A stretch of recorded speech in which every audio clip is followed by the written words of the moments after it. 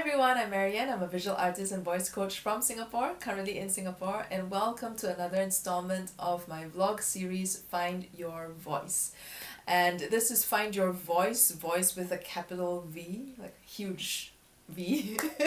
And what that really means is, whatever it is that you want to express, not just with your physical voice, but with you as an entire person, in your entire being, and most authentically, truly yourself. So it's not the you that has to wear a certain mask because you have to portray a certain self to the world, especially like at the workplace, for example. Or maybe you're someone who is shy about expressing yourself with your family, and so you put on a mask when you're around them as well, and then when you're with your friends you're a totally different person. So all of this is really related to our ability to express ourselves and who we are as a person, and what is authentically us versus what is the mask that we wear. And this is a whole journey essentially of self-discovery, of connecting to a more authentic part of yourself, of overcoming the barriers that we have towards expression. And singing is the most direct form that we can do that because it works on your physical voice, and our physical voice is a direct channel for what we're really experiencing and and our emotions and what we really want to express.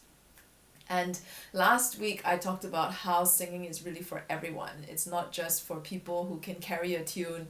As long as you have a voice, as long as there's nothing wrong physically with the structures of your voice, you can sing.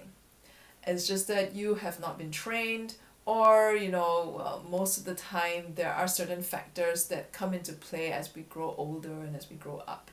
Because when you look at babies, we've all had experiences with babies at some point in time, unless you're a hermit living in a cave in the middle of nowhere on a mountain somewhere where there are no babies around.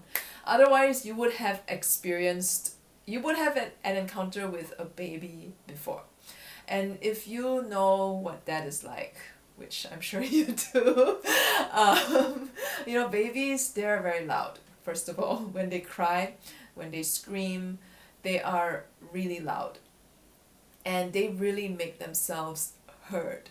And sometimes if you have encountered babies who, can't stop crying, and there's no way that the parent, or you, if you're the parent, can figure out how to get them to stop crying or how to soothe them, and they will cry and cry and cry for hours sometimes, and the volume control doesn't seem to get any less, like at the same volume. So clearly, there is something in our voice that has that ability to keep going on and on for hours. But somehow along the way we've lost that ability as we got older. And why is that? Like, what happened along the way? The other thing also is that when you look at babies, they are really free in their expression.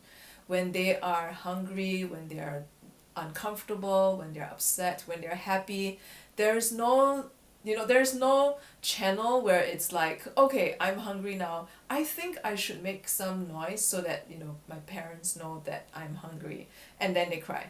Like, it does not work that way. If anything, it's a very direct link. It's like they feel the discomfort and they express it. They feel the joy, or they feel amused, and they laugh. There's no thinking like, oh, should I laugh now? Would I be judged for laughing? Would I be judged for crying and making a noise and making a sound because I'm not, I just pooped in my diaper and I need a diaper change? No, they're not thinking of this. Like, if anything, all these thoughts come with intellectual development, which happens a little bit later in life. When we are a baby, our emotional and physical link is really, really strong. And any discomfort we feel, we express. Any joy we feel, we express. Any unhappiness we feel, we also express that. So I have a nephew, and he is 1.5 years old soon. He doesn't live here in Singapore. He's over in the UK with my sister and her husband. And the last time I saw him was in November 2019, right before all the madness with the virus started. So I haven't seen them since then.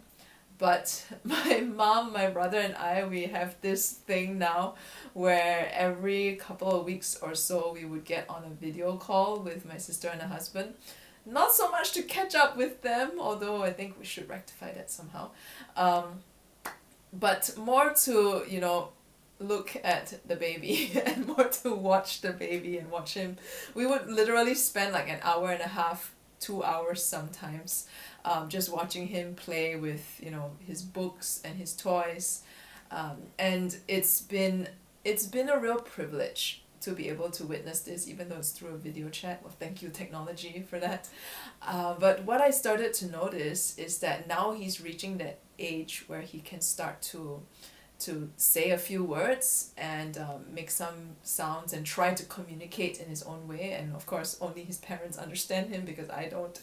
Uh, and and what's interesting is I noticed he would just make these random sounds at times, like, babies babble, right? And it's just random for no reason. It's like he's just playing with his, train.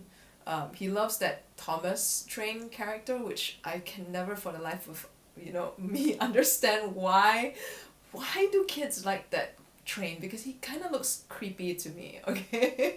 But he loves that train. So when he's playing with his toys, he sometimes starts babbling to himself, or he might start, you know doing something that sounds like he's singing a song, like a random tune with random babbling syllables. And that is how babies are. They're not thinking, oh, if I do this, would someone judge me? If I cry, would someone, tell me to stop crying?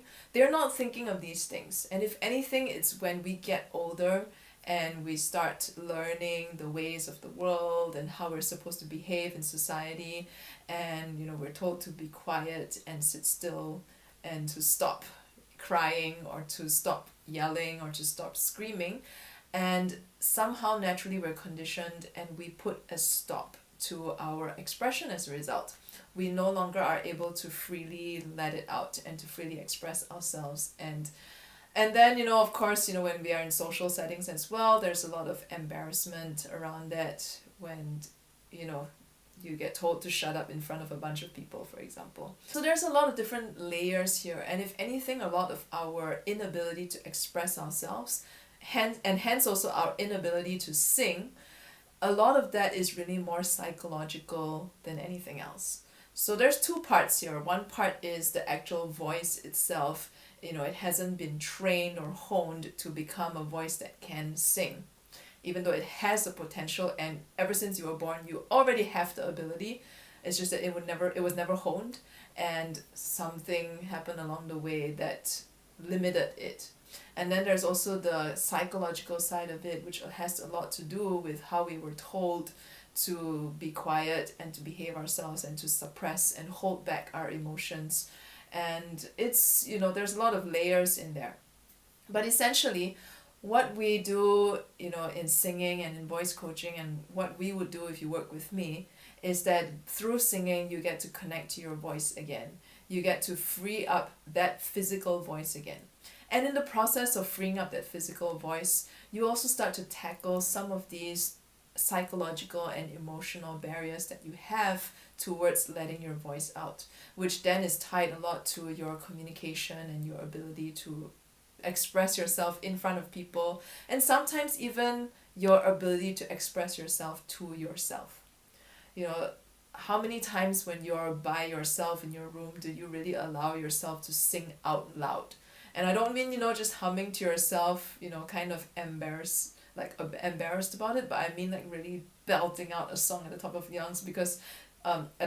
lungs, because all of a sudden you feel this surge of joy and you just want to express it, or this song comes to your mind and you're just like, yeah, I'm gonna sing it right now, at the top of my lungs, or something like that. Okay, I can't go too loud right now because it's 4 a.m. right now as I'm recording this, and I don't want to wake up any of my neighbors or my parents who are upstairs.